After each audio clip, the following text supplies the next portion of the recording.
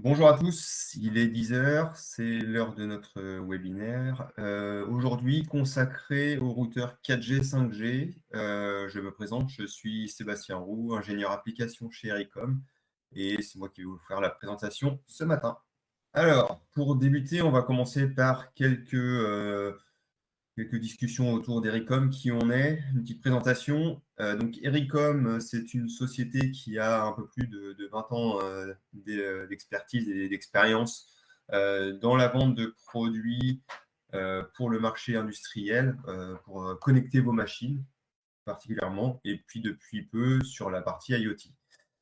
C'est 3 sites en France, le siège qui est à Paris, à côté de la Tour Montparnasse, un bureau à Saumur, où je suis situé, qui est un bureau commercial et technique, et puis une partie logistique et administrative en Vendée, à Boufféry.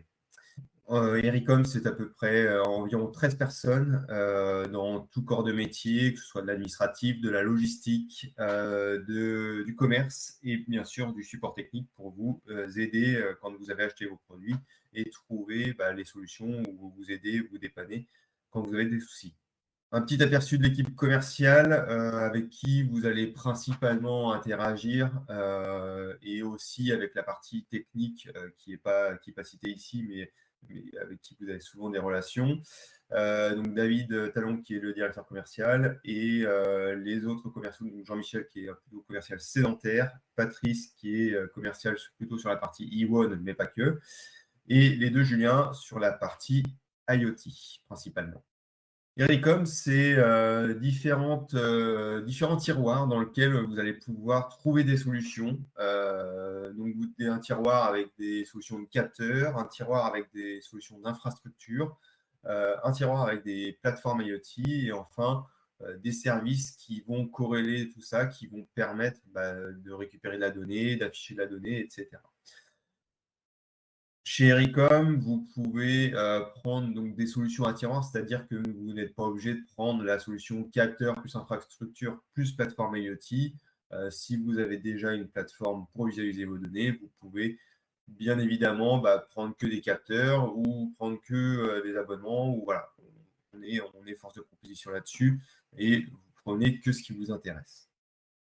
Au niveau des technologies, nous avons différentes technologies, principalement du sans fil, avec tout ce qui est réseau maintenant IoT, donc les réseaux LPWAN, dont LoRaWAN fait partie, Sigfox, LTEM, NB-IoT. Voilà, c'est des choses qu'on utilise tous les jours, qu'on déploie de plus en plus dans l'industrie, surtout la partie LoRaWAN, avec des très bonnes performances au niveau radio et même dans des bâtiments à l'intérieur, donc ça passe très très bien.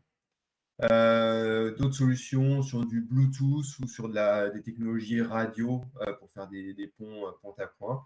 Et puis, bien évidemment, du réseau cellulaire 3G, 4G, 5G. C'est un peu le but de la journée, c'est de la matinée, c'est de vous expliquer un petit peu nos solutions 4G, 5G au travers des routeurs que l'on commercialise. On a également d'autres solutions, d'autres produits avec bien sûr de l'Ethernet et puis du Wi-Fi. Au niveau des marchés que l'on adresse, on va avoir différents marchés comme les smart cities où là on va pouvoir connecter vos villes, aller par exemple mettre des capteurs de niveau de poubelle pour aller optimiser les collectes de déchets par exemple dans la ville. On va pouvoir aller mesurer des consommations d'énergie à différents endroits stratégiques de la ville, par exemple sur l'éclairage public ou sur des comptages gaz sur des bâtiments type piscine ou autres bâtiments de la ville. Sur la partie Smart Energy, on revient aussi sur cette partie consommation d'énergie, donc principalement eau, gaz, électricité, au travers de solutions IoT où on va pouvoir récupérer ces informations-là et les remonter soit sur des protocoles sans fil, soit au travers de routeurs ou autres solutions pour optimiser sa consommation d'énergie, surtout par les temps qui courent avec l'énergie qui augmente de plus en plus. Au niveau Smart Industry, on va pouvoir connecter vos machines, vos automates, on va pouvoir accéder à distance à vos automates, donc avec des solutions de routeurs aussi. Enfin, ensuite, sur la partie asset tracking, on a des petites balises qui vont être autonomes en énergie, qui vont remonter sur du réseau plutôt LTE-M dans le cas présent, pour suivre des biens ou des personnes. Donc, par exemple, vous avez, je sais pas, une flotte de remorques, une flotte de wagons, vous voulez traquer ces équipements qui ne sont pas forcément équipés de prises électriques ou d'énergie pour brancher un capteur. Là, on vient mettre une balise pour savoir à tout instant où se trouve l'équipement. On peut également faire ce qu'on appelle du geofencing, c'est-à-dire définir une zone limite où l'équipement peut aller. Et s'il sort de la zone, on envoie une alerte en disant attention, il y a un problème, l'équipement a peut-être été volé, il faut s'en assurer. Ensuite, sur la partie Smart Building, on va avoir des solutions pour se reconnecter sur une GTB, par exemple. Donc, on peut maintenant utiliser des réseaux LoRaWAN avec une passerelle dédiée qui va mettre à disposition les données LoRa en mode bus ou en backnet pour que la GTB puisse les récupérer. Donc, ça, c'est des choses qu'on déploie de plus en plus. Enfin, le Smart Transport, là, ça va être plutôt avec la partie routeur 4G, 5G, où on va pouvoir proposer de connecter les équipements, connecter un bus, par exemple, redispatcher du Wi-Fi dans le bus. Ça, c'est des choses qu'on peut proposer. On a différents partenaires au niveau d'Ericom. Sur la partie collectée, quelques acteurs, dont Wateco est un des principaux, sur la fourniture de capteurs LoRaWAN divers et variés. On a un autre partenaire qui est Monit, qui va faire des capteurs sans fil, mais avec un protocole propriétaire. Robot qui va proposer des débitmètres connectés en LoRaWAN pour récupérer des consommations d'eau, vérifier par exemple qu'on n'a pas de fuite d'eau pendant la nuit ou pendant le week-end, si sur des bureaux ou sur des installations sanitaires. Beware, on en a parlé un petit peu, c'est la partie Smart Tracking qui va permettre de suivre vos biens ou vos personnes. Et enfin, PNI qui va proposer des capteurs de Smart Parking. Donc, on va pouvoir mettre un capteur sur la place de parking et savoir si elle est libre ou occupée. Sur la partie transmettre, différents partenaires, donc HMS qui va proposer beaucoup de solutions au travers de différentes marques, que ce soit Ewon, que ce soit Intesis, que ce soit Anybus. Donc, des solutions pour faire de l'accès distant sur des systèmes d'automates, des solutions de passerelle de conversion de protocole, du KNX vers du Modbus, du backnet vers du KNX, etc., etc. Et même des solutions de passerelle de climatisation pour connecter vos climatiseurs qui ne sont pas communicants. Kerlink qui va proposer des passerelles LoRaWAN, Option qui propose une solution de routeur qui fait couteau suisse, qui va aussi permettre de faire une passerelle LoRaWAN, et Advantech qui va proposer des routeurs. Enfin, la partie analysée, avec plutôt ici des plateformes logicielles qui vont permettre de collecter la donnée, décoder la donnée et l'afficher, vous faire des dashboards assez sympathiques, et vous alerter aussi en cas de dépassement de seuil que vous aurez prédéfini. Donc voilà, donc là, on a différents acteurs. IOSync, qui est une plateforme plutôt générique qui va permettre de collecter beaucoup d'informations, que ce soit sur des Ewon, sur des capteurs LoRa, Sigfox, etc. Exacom, Rieva et Schneider qui vont être plutôt orientés pour nos solutions Ewon. Au-delà de la distribution de matériel, Ericom, c'est aussi des services. Donc, c'est des services sur la partie accompagnement de nos clients en avant-vente. Dire, voilà, vous avez un besoin, vous ne savez pas comment y répondre.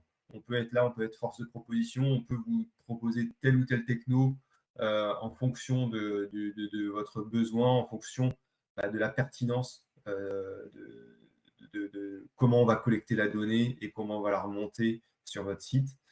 Voilà. On peut proposer des formations, on peut proposer des petites formations sur des sujets, sur des technologies, sur un produit en particulier. Donc on s'adapte, on vient chez vous, on vous fait une petite formation et tout se passe très bien. On propose aussi des audits radio, donc principalement des audits LoRaWAN sur des sites industriels ou tertiaires. On vient installer du matériel, du matériel, pardon, faire un test de couverture et ensuite vous faire un petit rapport qui va vous dire combien de passerelles il vous faut pour couvrir de façon optimale votre site au niveau LoRaWAN. On est là aussi en après-vente, c'est-à-dire qu'on va, une fois que vous avez acheté le matériel, que vous l'avez mis en service, on est là pour vous aider si vous avez des soucis sur l'installation. On a nos équipes techniques qui vont répondre à vos questions, qui vont répondre soit par téléphone, soit par email à vos besoins.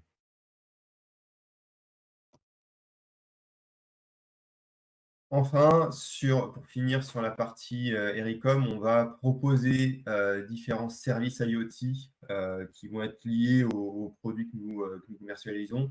On va proposer une solution de plateforme IoT qui va permettre de visualiser vos données. On va pouvoir vous proposer un cœur de réseau LoRaWAN déporté dans le cloud qui va gérer tous vos sites, donc pour faire du multi-site ou du multi-gateway. Et enfin, on peut aussi proposer des cartes SIM multi-opérateurs à des coûts vraiment intéressants. Donc là, pour ça, n'hésitez pas à solliciter notre service commercial qui pourra répondre à toutes ces demandes de renseignements, de prix et autres. Voilà pour cette petite présentation d'Ericom. On va passer au vif du sujet, c'est-à-dire les routeurs industriels. Et on va d'abord s'intéresser à ce qu'est un routeur industriel. Alors, petite slide que j'aime bien rappeler, qui ne fait jamais de mal, c'est faire une petite différence entre modem et routeur. On fait souvent l'amalgame entre les deux termes. Souvent, les clients en fait, souhaitent un routeur et ils parlent souvent de modem. Donc, j'aime bien rajouter cette petite slide qui va expliquer en fait ce qui est un module, un modem, un routeur. Le module, en fait, le module va être intégré dans le modem et en gros, le modem va être intégré dans le routeur. Le module, en fait, c'est le petit composant électronique qui va permettre de vous connecter au réseau cellulaire. Donc, c'est une puce électronique qui vient se souder sur une carte, sur un PCB. Et c'est plutôt orienté donc, pour des électroniciens, puisque ça va s'intégrer avec un microcontrôleur derrière, il va falloir faire du code, etc. Donc, ça, c'est dédié en fait au bureau d'études en électronique qui va intégrer ça sur une carte. Ensuite, on a le modem. Le modem, lui, va être plutôt utilisateur final, mais ce modem, en fait, il est bête et méchant. Il ne sait pas faire grand-chose de base. Il propose souvent de la connexion RS232 ou USB. Il est plutôt orienté pour des développeurs, c'est-à-dire qu'il faut mettre soit un PC, soit une carte type Raspberry Pi ou un automate. Certains automates savent gérer directement les modems pour pouvoir le piloter. En fait, un modem, vous interagissez avec lui avec ce qu'on appelle des commandes AT. Vous allez dire AT fait ceci, AT fait cela. Et en fait, vous pilotez le modem, en fait, parce que sinon, de base, il ne sait rien faire. Enfin, le routeur, c'est un peu l'analogie avec votre box Internet, ADSL, fibre, etc.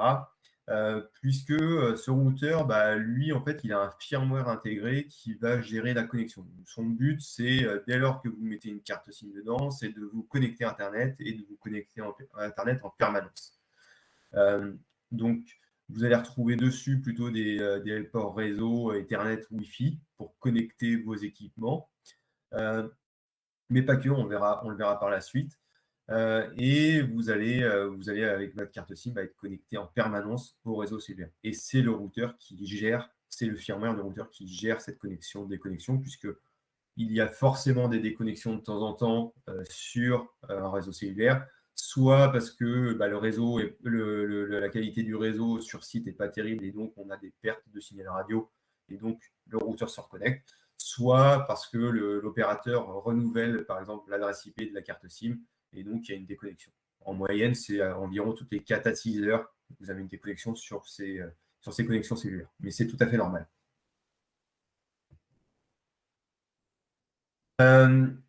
Enfin, pour expliquer ce qu'est un routeur industriel, alors le routeur industriel, des routeurs, vous allez en trouver à l'appel, vous cherchez sur Internet, vous en trouvez plein. Il y a du grand public, il y a du semi-industriel, il y a du industriel.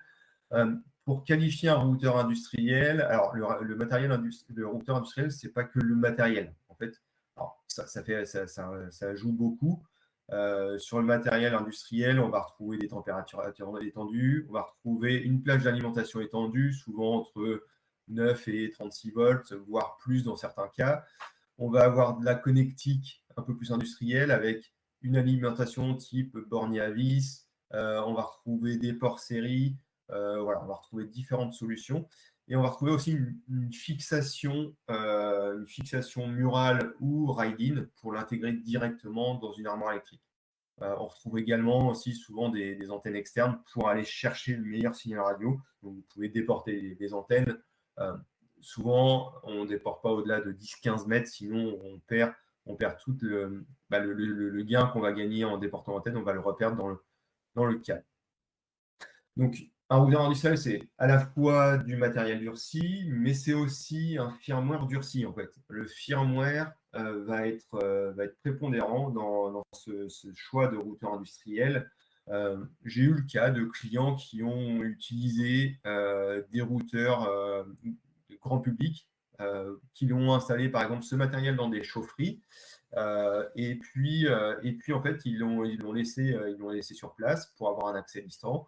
Le problème, c'est que à un moment, le routeur se déconnecte et il ne remonte pas tout de suite sa connexion cellulaire. Le client fait entre 300 et 600 km pour aller sur site puisque ce n'est pas à côté. Et en fait, il arrive sur site, le routeur est bien alimenté, mais il n'arrive pas à se reconnecter. Le client débranche et rebranche le connecteur d'alimentation et le routeur se remet à se reconnecter à Internet. C'est un peu le problème de certains routeurs grand public où la gestion de la connexion cellulaire n'est pas forcément terrible dans certains cas. Et donc, il vaut mieux se tourner vers un routeur industriel qui va avoir plusieurs chiens de garde au niveau de sa connexion cellulaire. Il va vérifier en permanence qu'il est connecté à Internet et s'il a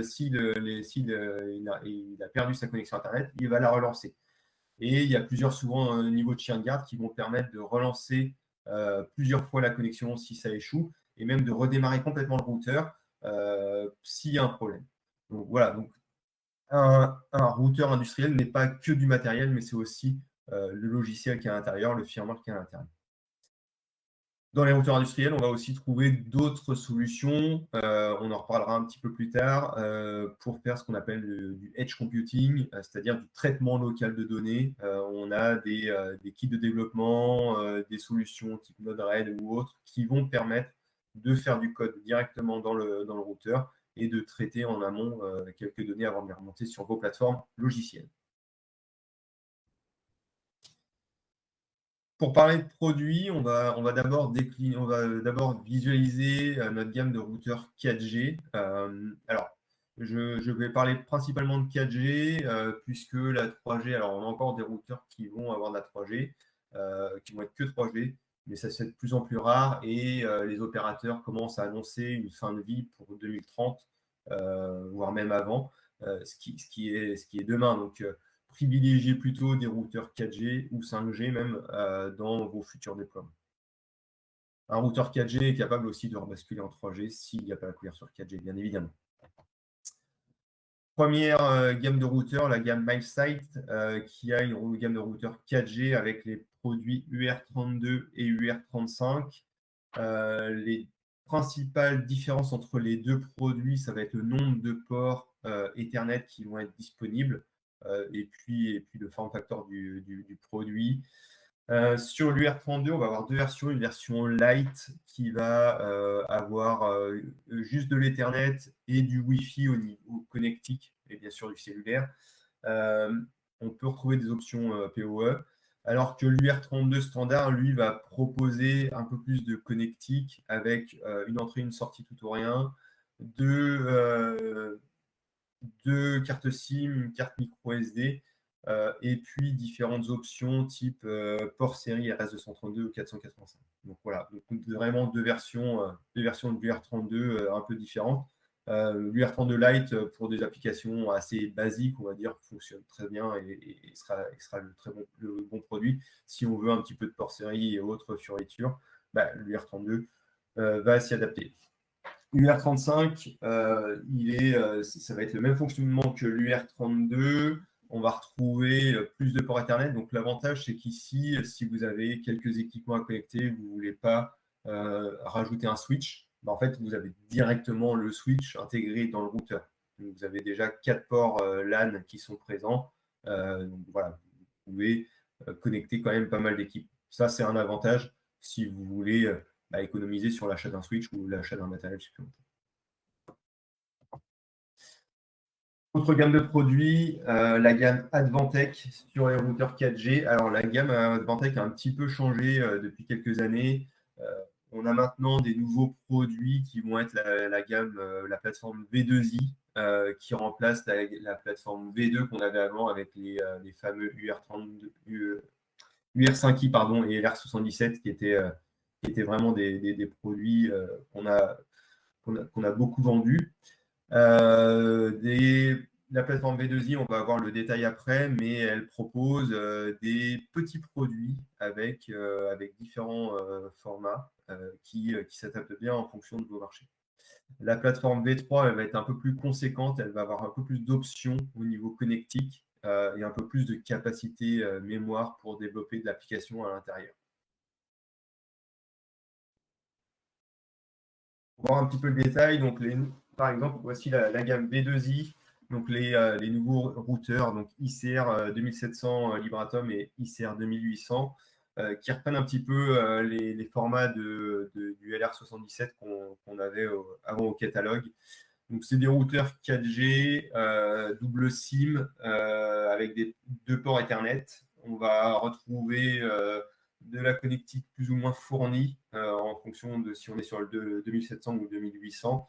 Donc, le 2700 va être plutôt light, on va dire, puisqu'il propose qu'un port USB en plus des deux ports Ethernet, alors que le 2800 va proposer un port GPS en plus, des entrées-sorties, de la connectique RS232 ou 485.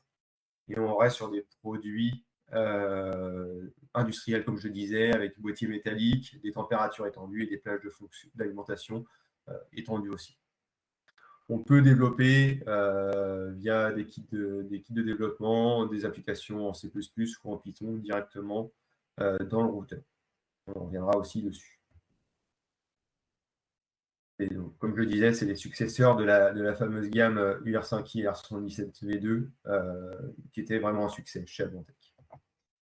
Les nouveaux produits de la série XR2000, donc c'est des plus petits produits qui s'intègrent vraiment très bien dans des armoires électriques qui sont très fins, qui vont proposer différentes versions. Donc la XR2000 qui va proposer une version très simple, un port Ethernet, de la connectique antenne pour la partie cellulaire, une entrée et une sortie, et puis c'est tout. Donc, pour des besoins vraiment de connexion d'un seul équipement, c'est vraiment idéal.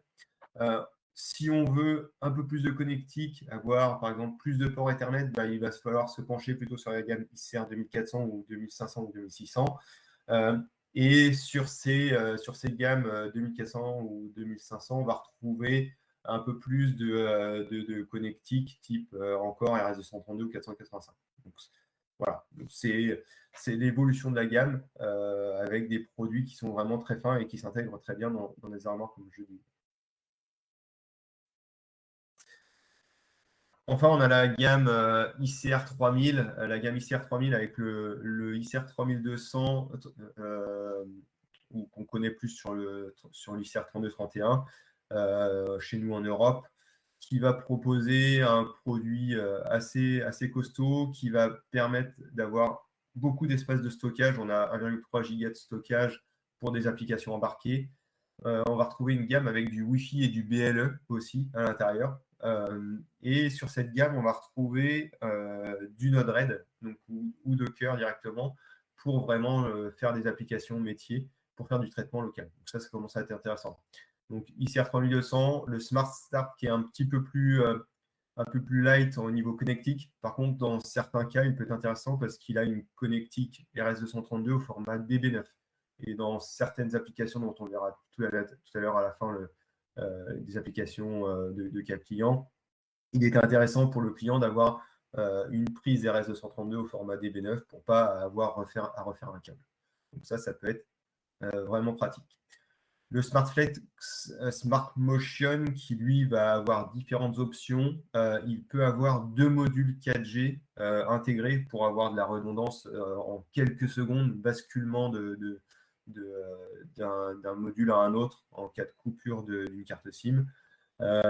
On va retrouver du PoE, donc on peut soit alimenter des équipements avec, soit alimenter le routeur depuis un injecteur PoE. Ça peut être intéressant dans certains cas d'usage.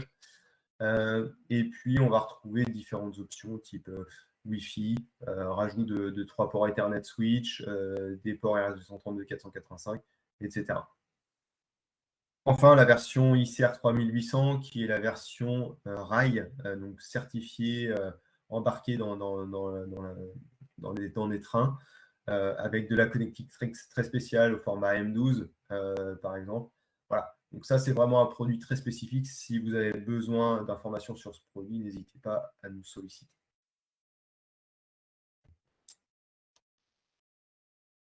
Donc, on va parler maintenant des modules et applications à embarquer, ce qu'on entend par edge computing dans certains cas. Donc, en fait, c'est le but de traiter la donnée dans le routeur au lieu de tout traiter dans les data centers ou dans le cloud ou sur la plateforme logicielle. Donc, c'est de pré-mâcher un petit peu le travail, de mettre en forme les données, de les décoder, par exemple, et de les envoyer au bon format vers le data center, qui a plus qu'à historiser ou à mettre en base de données des informations.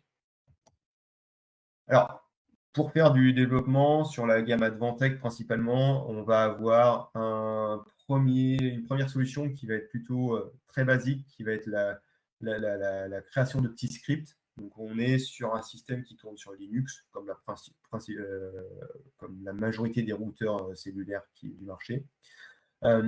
On peut créer des petits scripts Linux, des petits scripts shell très simples directement dans l'interface web qui vont faire quelques applications, envoyer un SMS, monter un tunnel VPN au démarrage de la connexion cellulaire, etc., etc.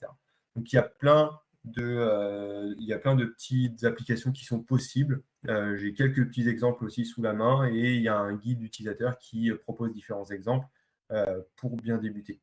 Donc, ça reste des fonctionnalités assez basiques. On ne fera pas des gros programmes avec du traitement de données, mais dans certains cas, ça permet de faire des petites fonctions sympathiques.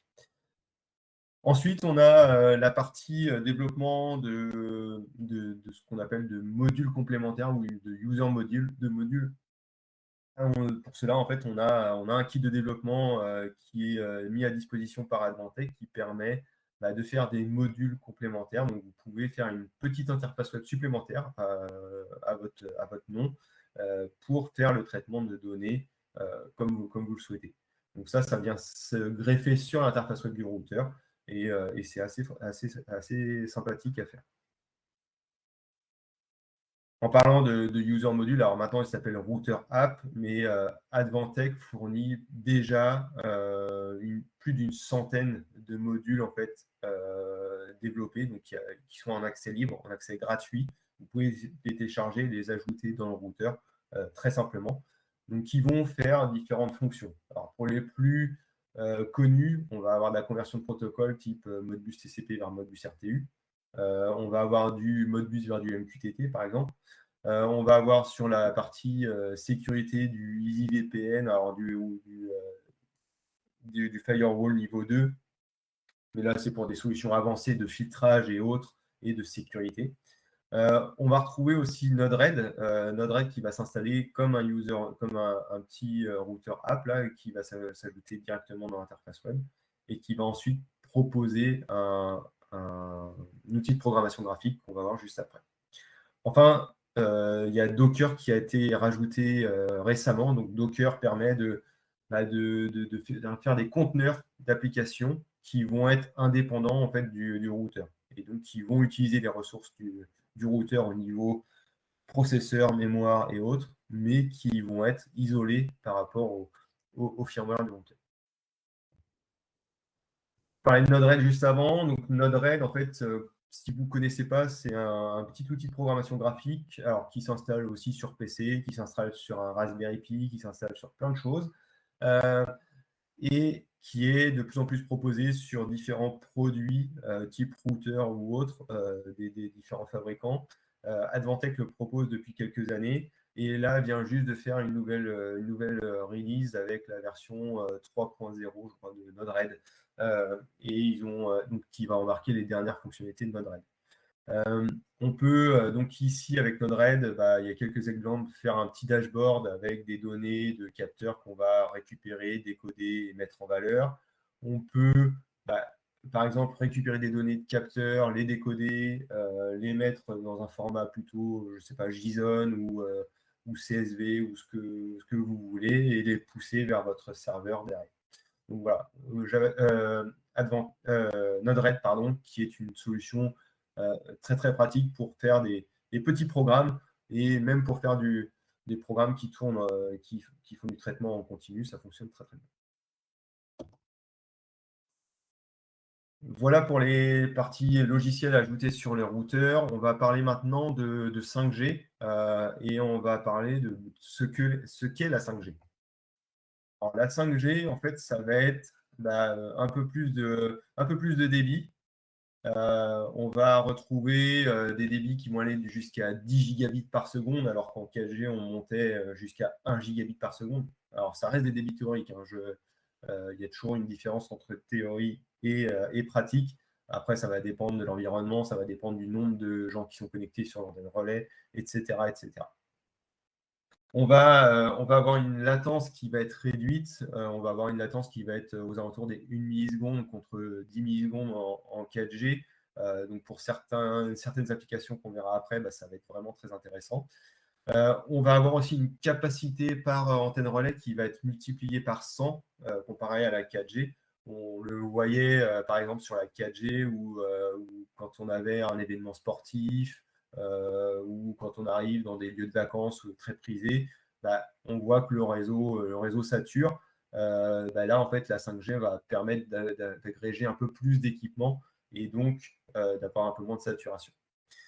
On va avoir un taux de disponibilité du réseau qui va être de l'ordre de 99,999%. Donc, on va avoir un réseau qui va être très efficace, très résilient. On va aussi avoir une réduction de la consommation du réseau. Et ça, on va le voir après comment ils font pour réduire la consommation des antennes relais. Et on va avoir des nouvelles fréquences qui vont apparaître.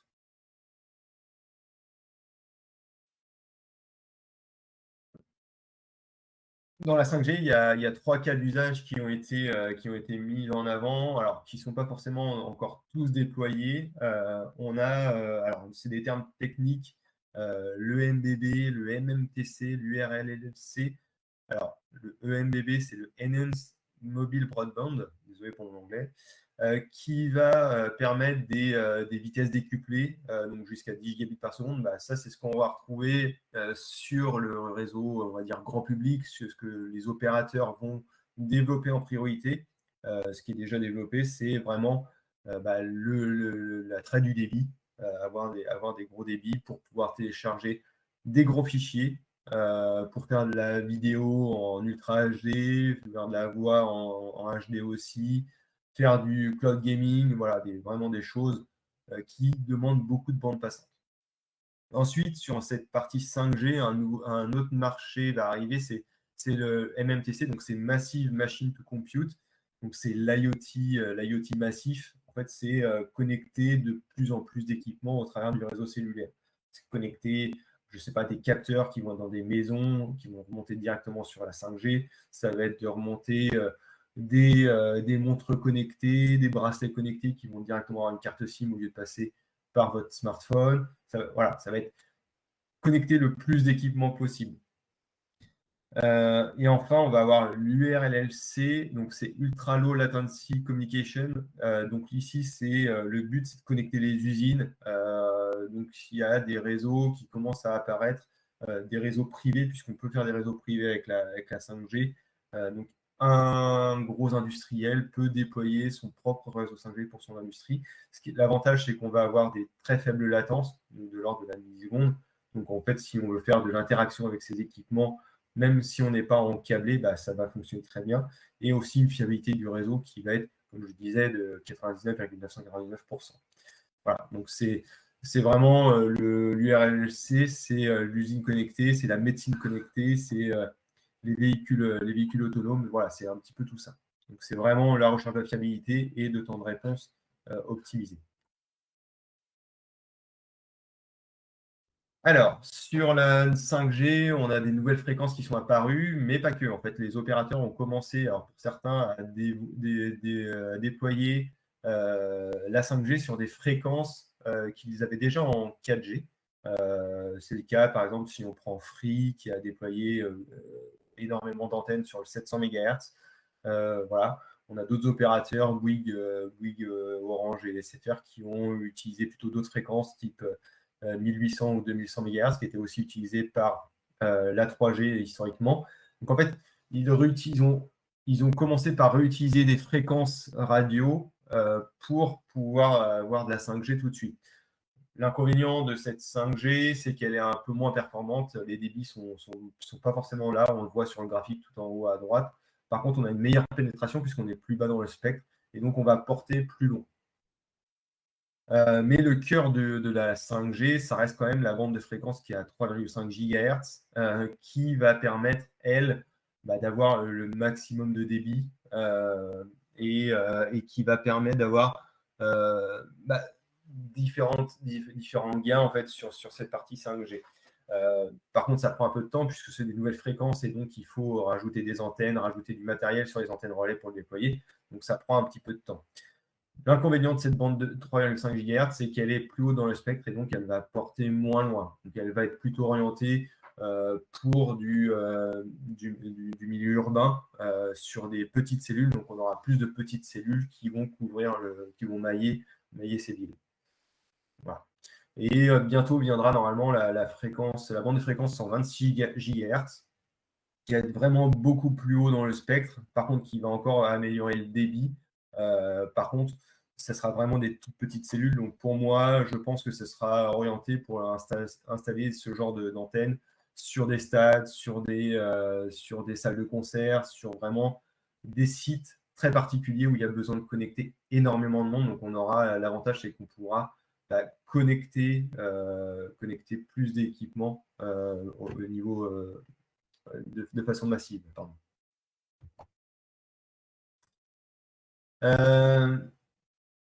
Tout à l'heure, je parlais d'antennes qui consommaient moins d'énergie. En fait, ça va être le cas avec ce qu'on appelle le beamforming. Jusqu'alors, les antennes relais des opérateurs émettaient en fait à 360 degrés de façon uniforme, peu importe les équipements qui étaient présents. Donc, en fait, elles émettaient en permanence avec le même rayonnement radioélectrique. La nouvelle fonction, le beamforming, est disponible uniquement sur la gamme de fréquence 3,5 GHz en 5G. Et donc, cette solution va permettre d'orienter le signal, c'est-à-dire de cibler le périphérique de l'utilisateur. On a dans un panneau d'antenne, en fait, on aura différentes petites antennes qui vont orienter le signal vers l'équipement de l'utilisateur final. Et en fait, le fait de concentrer le signal, en fait, c'est qu'on ne perd pas d'énergie à diffuser n'importe où, à n'importe qui ou même à personne de l'énergie. Là, on va vraiment la cibler vers l'équipement. Donc ça, c'est une amélioration assez forte en fait de la partie 5G, et ce qui permet aux opérateurs de moins consommer d'énergie. Enfin, pour finir sur cette partie 5G IoT, on va retrouver, donc on voit la courbe d'évolution en fait de technologies 2G, 3G, 4G. Alors 4G avec des différentes catégories, donc avec des débits qui augmentent, etc.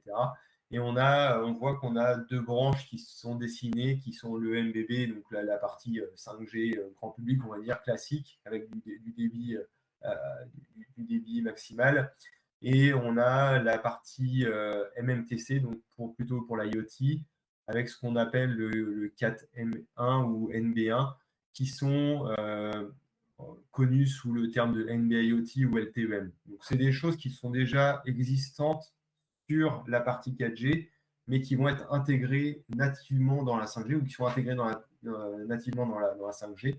Et on voit que l'URLLC, c'est une nouveauté de la 5G qui va apparaître au niveau de la 5G. Voilà. Donc, qui va être un peu entre les deux, un peu entre les débits massifs et puis les objets massifs.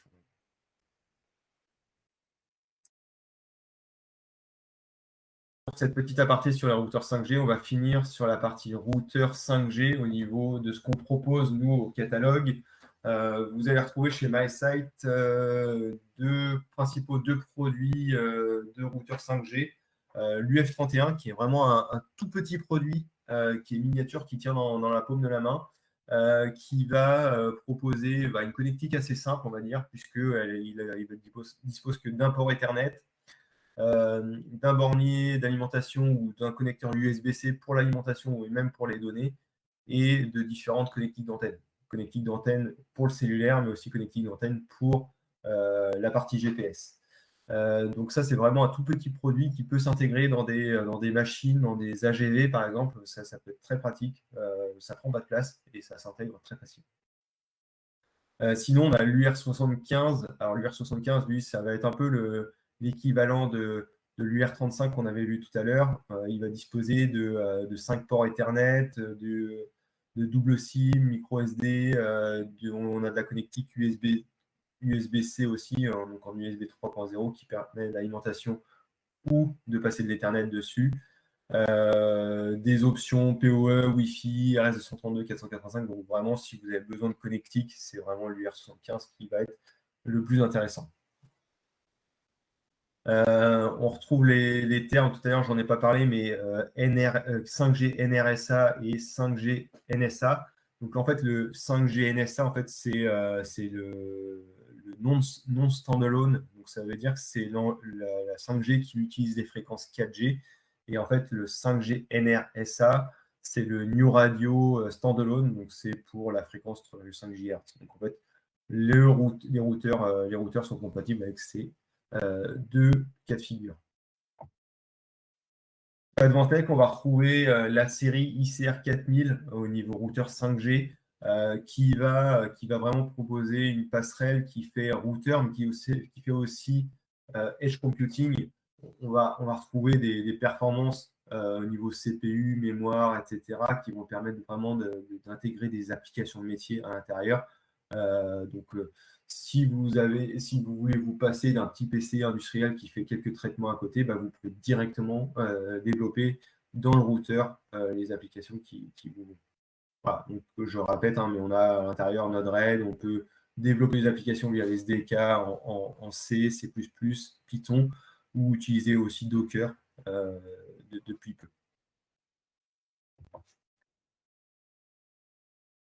On va passer aux outils complémentaires. Donc, les outils complémentaires ne sont pas nécessaires tout le temps, mais quand on a des grosses architectures, je pense que certaines peuvent être pratiques. Alors, la gestion de parc.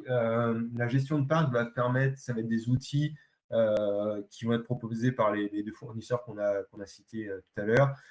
Qui vont permettre de monitorer votre parc, de récupérer des informations sur la qualité, savoir si la qualité du lien radio, savoir si les routeurs sont en ligne, pas en ligne, etc., etc.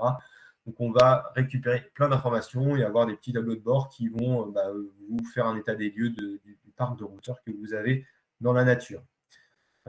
Souvent aussi, ces plateformes ou ces outils de gestion de parc vont permettre de faire de la gestion de firmware, c'est-à-dire que vous allez pouvoir mettre à jour toute ou partie du parc, mettre à jour toute ou partie du parc avec des modules complémentaires aussi, donc cela à distance, sans avoir à se connecter sur chaque routeur. Donc ça, c'est vraiment pratique. Pour la petite anecdote, j'étais chez un client cette semaine qui me disait qu'il avait différents routeurs de différentes marques un peu partout dans la nature, donc c'est des milliers de routeurs dans la nature.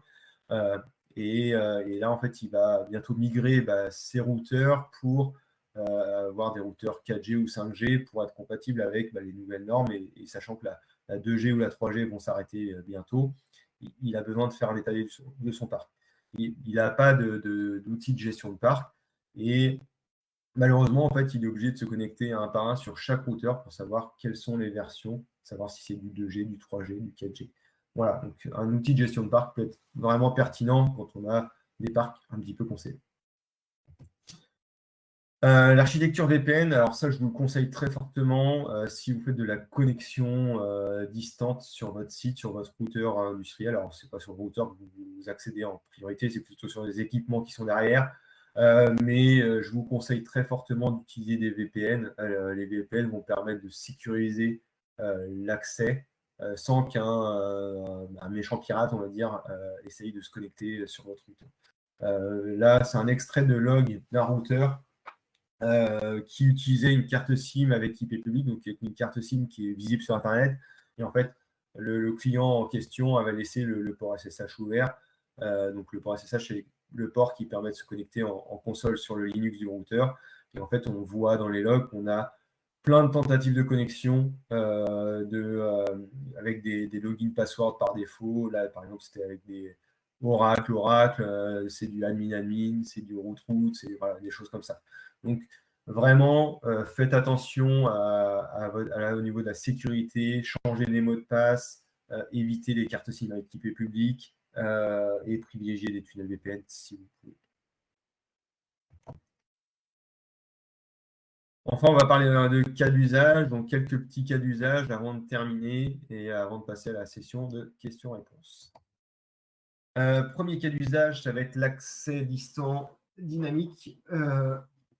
Donc là, alors c'est pas l'accès distant dynamique, pardon, c'est l'affichage dynamique ou la remontée d'informations d'équipement. Donc là, on a deux cas d'usage qu'on a réalisés, c'est-à-dire mettre des routeurs 3G ou 4G dans des panneaux publicitaires qui sont à la sortie des supermarchés, qui sont dans les allées du supermarché, qui vont passer des séquences de publicité, soit des slides, soit des vidéos.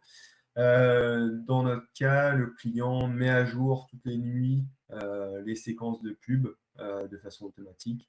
Et en fait, il a privilégié les routeurs cellulaires parce que le Wi-Fi qui est proposé par le supermarché n'est souvent pas très fiable. Voilà, donc être indépendant dans certains cas a un avantage. Autre cas d'usage, c'est les distributeurs de pizza, mais ça pourrait être aussi distributeur de pain, de baguettes, de choses comme ça.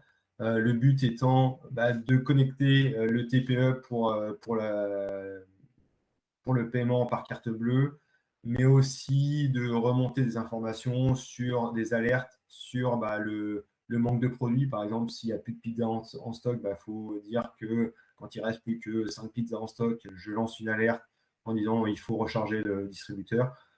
Et puis autres informations qui sont, par exemple, le suivi de la température des frigos à l'intérieur du distributeur et autres informations. Autre cas d'usage, la collecte et remontée d'informations sur des systèmes de production d'énergie, sur du photovoltaïque, donc sur des parcs photovoltaïques où on vient mettre des routeurs 4G qui sont au milieu de la nature et on veut remonter la production d'énergie, on veut remonter d'autres informations de capteurs divers et variés qui sont mis sur le site. Voilà, on connecte ça au travers de routeurs cellulaires.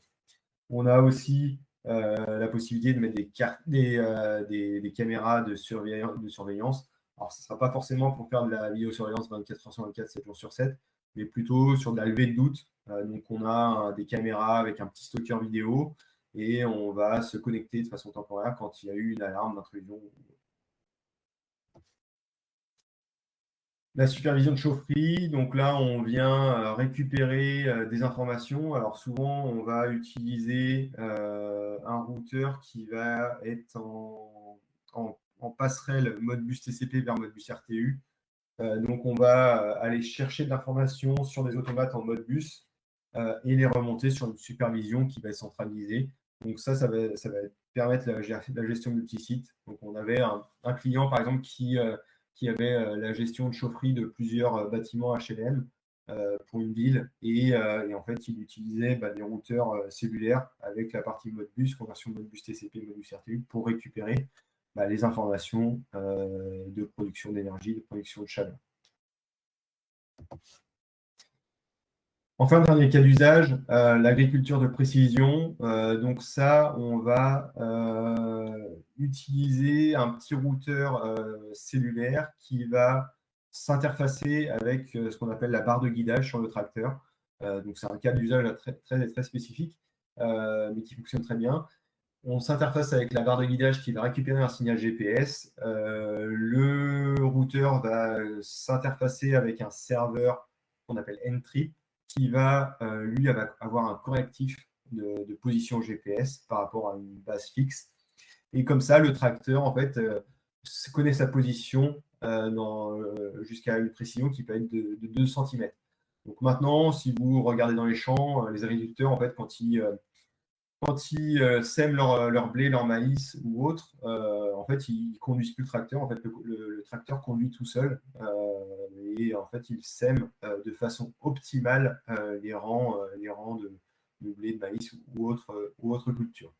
Voilà, donc ça, c'est une solution où on met un routeur 4G, il y a un petit module Ntrip qui s'installe dans le routeur pour faire cette correction GPS. Voilà pour cette présentation aujourd'hui. J'espère que ça a répondu à vos besoins. Je vais prendre les questions-réponses. Vous avez une petite boîte de questions-réponses en fait sur la gauche ou sur la droite, je ne sais plus, qui vous permet d'écrire. N'hésitez pas à me poser des questions si vous en avez. Alors, on me demande si vous aurez la présentation. Bien sûr que oui, vous aurez la présentation. Elle vous sera envoyée par email dans la journée ou dans les jours à venir. Ça, il n'y a pas de souci. Et vous aurez même un replay sur la présentation.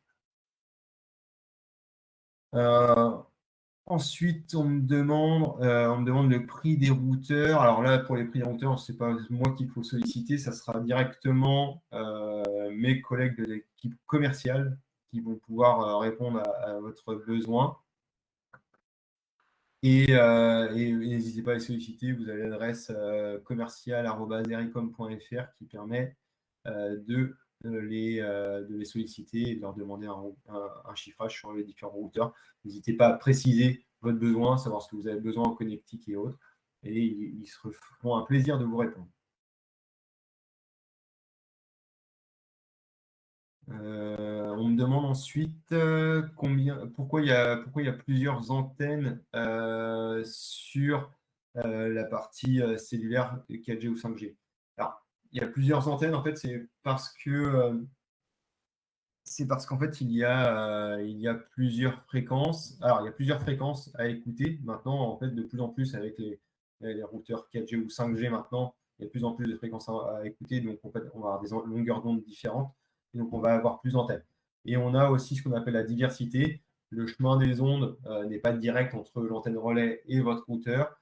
Et donc, vous avez besoin de resynchroniser le signal, et le fait d'avoir des fois 2 antennes permet de resynchroniser le signal s'il y a des rebonds sur des éléments de l'environnement, sur un bâtiment, sur la végétation ou autre. Sinon, d'autres questions. Sera-t-il possible d'avoir une présentation plus poussée de l'IoT? Alors, on a déjà fait des webinaires sur l'IoT, ce n'est pas le cas de la prochaine session, mais oui, n'hésitez pas. Sinon, vous avez notre chaîne YouTube. On a une chaîne YouTube qui s'appelle Ericom, où vous avez des replays de webinaires qu'on a fait par le passé sur la partie IoT, donc sur la partie LoRa ou autre. N'hésitez pas à aller voir. Sinon, appelez-nous et puis on discute ensemble de votre besoin et voilà, il ne faut pas hésiter. Quel type de développement possible dans le routeur Node-RED, C, Python, etc. Alors, ça va dépendre des routeurs, mais dans certains routeurs, oui, on va avoir Node-RED directement intégré, donc on va pouvoir développer directement via l'outil de programmation graphique. Sinon, sur les autres, oui, ça va être du C, du C++, du Python. Donc ça, c'est en fonction des routeurs et en fonction de votre besoin et de votre affinité avec le langage de programmation. Donc ça, avoir votre besoin. Donc, il faut savoir ce que vous cherchez niveau matériel et ce que vous cherchez à faire aussi niveau développement. Quid de la conformité aux normes radio à travers le monde? Ces appareils sont-ils utilisables partout du moment que l'opérateur fournit une carte SIM? Alors, non. Oui et non. Maintenant, on commence à avoir des standards sur la 5G où on va avoir des produits qui vont être compatibles avec le monde entier. Mais on a quand même encore des disparités où les fréquences pour la zone Amérique du Nord est différente de la zone Europe et qui est encore différente de la zone Asie-Pacifique. Donc, dans certains cas, il y a des versions différentes. Le firmware du routeur sera le même, le matériel sera le même, c'est juste le module à l'intérieur qui va changer. Donc, il faut voir. Sur la 5G, on commence de plus en plus à avoir cette possibilité d'avoir un seul produit pour couvrir le monde, mais il y a quand même quelques cas spécifiques qu'il faut vérifier. Donc, n'hésitez pas à nous solliciter. Là, on pourra vous répondre là-dessus. On pourra vous trouver le bon produit. Ben, voilà pour la partie questions-réponses. Je pense qu'on a fait le tour. N'hésitez pas à nous solliciter par email, par téléphone, si vous en avez d'autres. Petit point final, on a un prochain webinaire qui sera le 23 juin à 10h, qui sera dédié à nos solutions de prestation de services, donc Audit LoRaWAN avec des cas d'usage clients, des choses comme ça.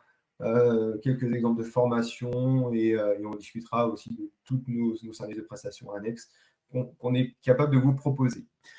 Merci en tout cas pour votre écoute. J'espère que ça a été clair pour vous. J'espère vous avoir rapidement au téléphone ou par email pour échanger, ou sinon avec notre équipe commerciale qui pourra prendre le relais. Bonne journée à vous, bon week-end et à très vite.